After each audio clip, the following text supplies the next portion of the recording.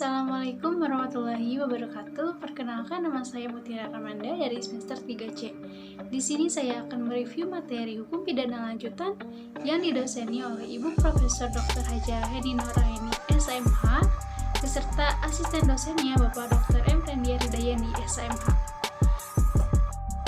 Bentuk ketiga, turut serta melakukan. Kitab Undang-Undang Hukum Pidana tidak memberikan definisi, tetapi MVT memberikan pengertian bahwa orang yang turut serta melakukan atau made the plagiar ialah orang yang dengan sengaja turut berbuat atau turut mengerjakan terjadinya sesuatu. Syarat-syarat turut serta melakukan atau made the plagiar yaitu yang pertama, ada kerjasama secara sadar atau be with some working.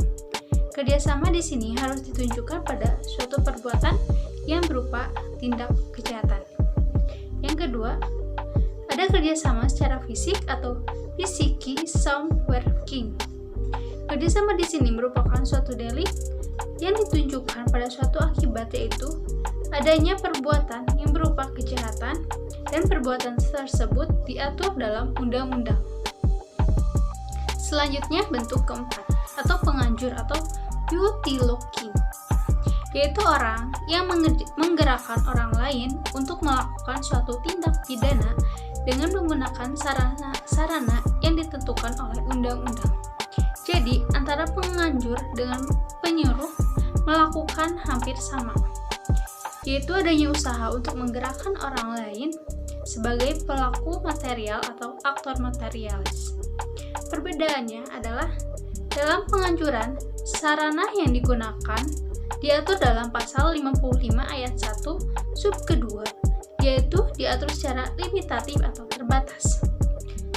Yang kedua, dalam pembujukan, orang yang membujuk diatur disebut autor intelektual, dan yang dibujuk atau yang digerakkan disebut aktor materialis.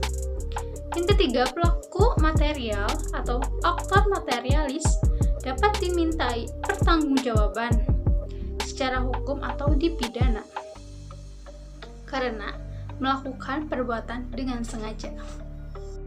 Selanjutnya, dalam menyuruh melakukan atau doenplegen, yaitu yang pertama, sarana untuk menggerakkan tidak ditentukan atau tidak terbatas atau tidak limitatif. Dalam menyuruh melakukan, orang yang menyuruh disebut manus domina, sedangkan orang yang disuruh adalah manus ministra.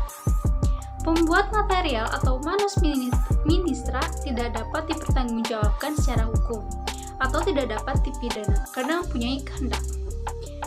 Selanjutnya, syarat-syarat pemidanaan bagi penganjur atau penggerak, yaitu yang pertama, ada kesengajaan untuk menggerakkan orang lain untuk melakukan perbuatan yang dilarang. Yang kedua, menggerakkan atau menganjurkannya dengan adanya upaya atau sarana-sarana dalam pasal 55 ayat 1 sub kedua. Yang ketiga, membuat material tersebut dapat dipertanggungjawabkan secara hukum atau dipidana. Sekian review materi dari saya. Assalamualaikum warahmatullahi wabarakatuh.